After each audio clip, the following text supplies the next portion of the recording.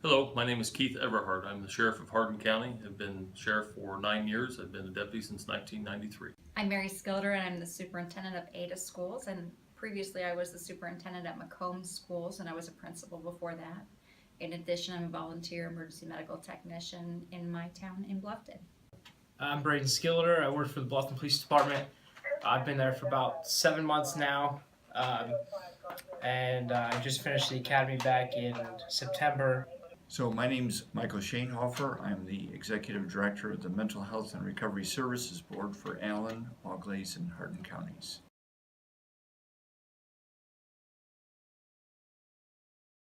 I got called to the hospital in Bluffton, the ER. They had brought someone in, and they believed he was on heroin, and they were getting ready to pump him with Narcan, and they wanted officers on standby in case he became violent when he came back. And arriving on scene, being in training, I was pretty nervous, and I walked into the room. They told us what room. I walked in and saw the person on the bed and instantly recognized him as someone that I knew growing up. And the brother-in-law was in there, and I was very close with the brother-in-law, and kind of knocked me back for a second. Like, oh wow, this is very real. And then came back to it, and I did what the nurses told me to do, and we pumped him back. And very crazy thing to literally watch the life suck back into somebody. So my worst experience with heroin is we had hired somebody who was had been addicted and was in recovery, and she was a beautiful young woman, had a couple of children, and she was working actually in our system as a recovery coach. And 2 years into her recovery and also in working for us, she became addicted again, and disappeared, abandoned her children, and actually we don't know where she is anymore. It was a terrible shock for all of us who had come to know and love her, and to her clients who had also gotten to know her, and there was nothing we could do. It's a plague. It is depleting our governmental resources. It's depleting our staffing, tax dollars. It affects our business community because people steal things to feed their habit. It affects our residents because they get their homes broken into. There isn't an aspect or an area that isn't affected by this epidemic. Well, as a school administrator, I'm just finding that more and more students, their ability to learn, there's barriers to their learning because of things that are going on at home, and more it's turning out that those issues for students have to do with drug use of parents or siblings. And so just responding to that in a different way and understanding that, and having children who lose parents or get removed from homes because of the heroin epidemic, that has really touched my life as a school administrator more and more as the years go on.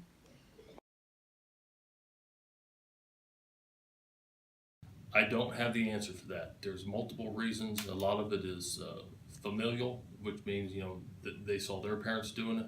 Others have gotten addicted over a legitimate cause, some type of medical procedure. There's a lot of different reasons why people become addicted to opiates. So we've done a number of focus groups.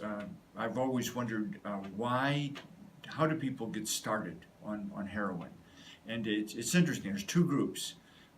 2/3 of the people that we've talked to who are right now in treatment, 2/3 of them said that they started because they got a prescription from a doctor for a legitimate pain. So they either had a back injury, a surgery, or some other kind of painful problem, and the doctor prescribed them 50 or 60 Percocets with a few refills.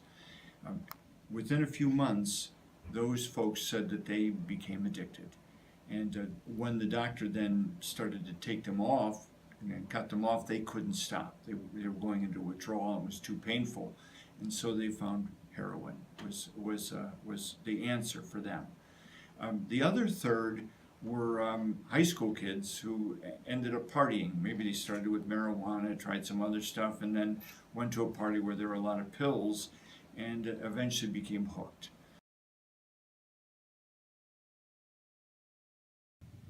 That's the million-dollar question. I think we need to educate our children more than what we've ever done in the past. This just say no to drugs thing just doesn't work. I think we need to hit them right in the face with the pictures and the horrific stories that opiate addiction has caused, the deaths, the destruction of families. We have to hit the kids young, and we have to stay on them so they never even think of trying. So one of the biggest challenges that we face is trying to keep people from getting involved in opiates in the first place, and which leads them to heroin.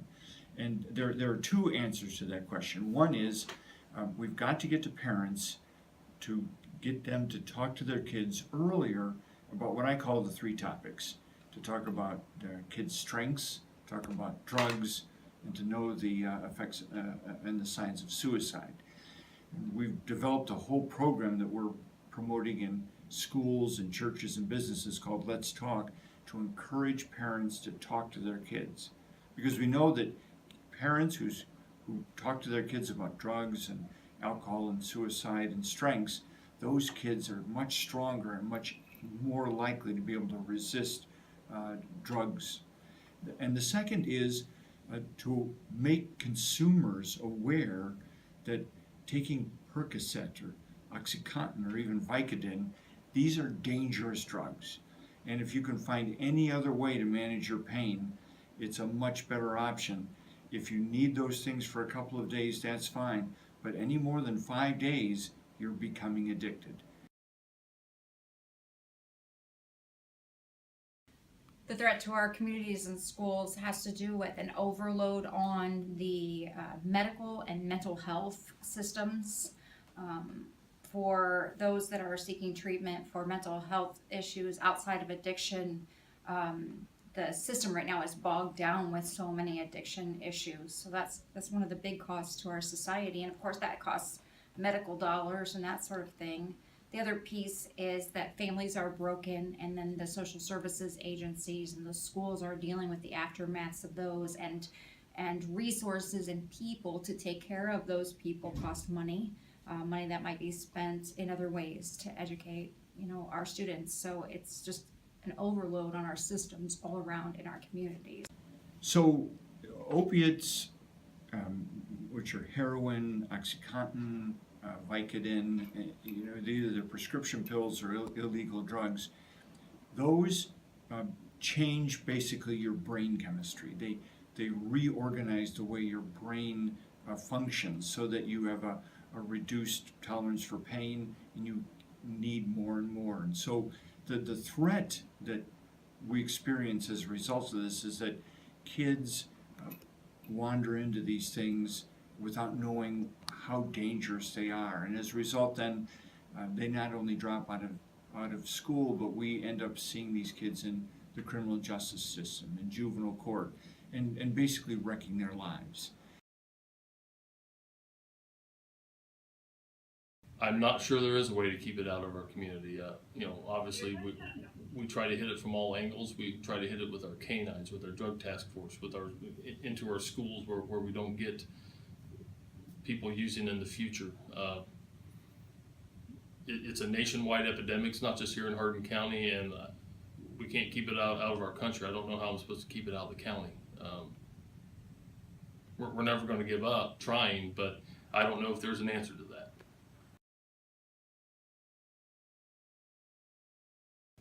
I don't think there should be any lengths we won't go to protect our children. Children are the asset to the future of this country and this county and this community. We have to protect them. Now the problem is, I don't think anyone has the answer as to how to do that.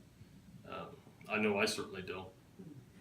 But I think if everyone just does their part, maybe we can show these young children that there's a better way of life. I think it's very important to teach students and teach people the very harmful effects that this drug has on you as an individual.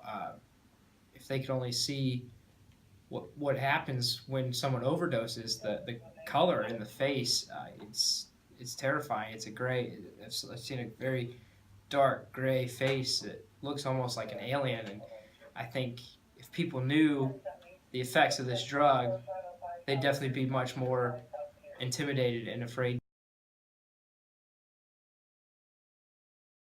Education is tremendously important, but it can't just be someone standing up there yelling out a bunch of statistics. It's got to be, again, in your face. They need to show them the effects of what happens when people OD and children are left alone. And it can't just be one time. It can't be a school symposium once every 6 months. It has to be every day. It has to be every week, where we have to stay on these folks, and then we have to follow up at home. It can't be just at school. It's got to be all the time. These kids have to know that there is a better way, and there are people who do care and don't want to see them go down that path. Obviously, I have made education my whole life, but education is society's answer to problems, and I think that this isn't a fast fix for this epidemic, but the education piece of it is going to make it less and less and less likely for our kids and our young adults to try the things that can lead to an addiction. Heroin is the only drug that I'm aware of that you can literally become addicted after your first time using it, and you can also die the first time using it. And of course, we're getting carfentanil and fentanyl laced with it now. It is deadly. There's no other word for it. It is deadly. And why anyone would, if you're not addicted, why you would want to try it is beyond me, because it truly will destroy your life.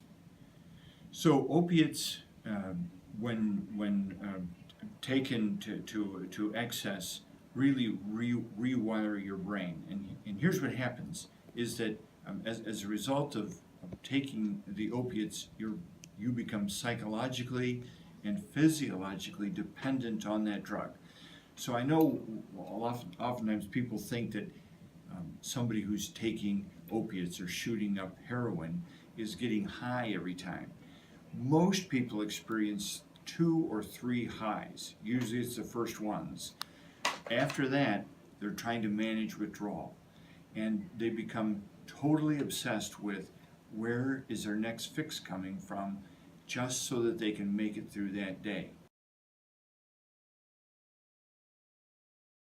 The most dangerous part is literally the death. I mean, people are dying from this. This isn't a joke. This isn't, some wives' tale that parents tell their kids just, to make them scared of it. This is real. It is reality. People are dying from this every day. It has to stop. I really think that the worst part of the epidemic for me personally is the real true stories of people that you come in contact with. And of course, I deal with children whose lives are affected permanently by losing parents, or who are taken away from families, and they'll never recover from that. Their lives are going to be different as a result. And those personal stories of those people, they break my heart, and they make this really personal for me. I don't know what the main reason is, because honestly, it's not just Hardin County, it's nationally. Every county sheriff in this country is having the same problem. I don't think anyone has the answers for that. And that's the problem with this entire heroin issue, is no one has the answers. Everyone's trying, but there are no answers. Because trust me, if we had the answers, we'd already done it.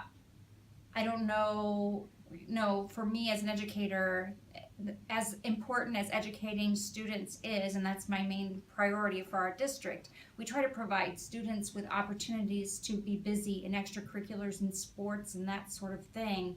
And when they're involved in positive things, they're addicted to positive things, then they don't have the time, the energy, or the need to fill holes in their lives with things like drugs and alcohol. It's hard to answer the why is this happening, but the two reasons that come to mind, and the two reasons I'm focusing on are, number one, we've become disconnected here.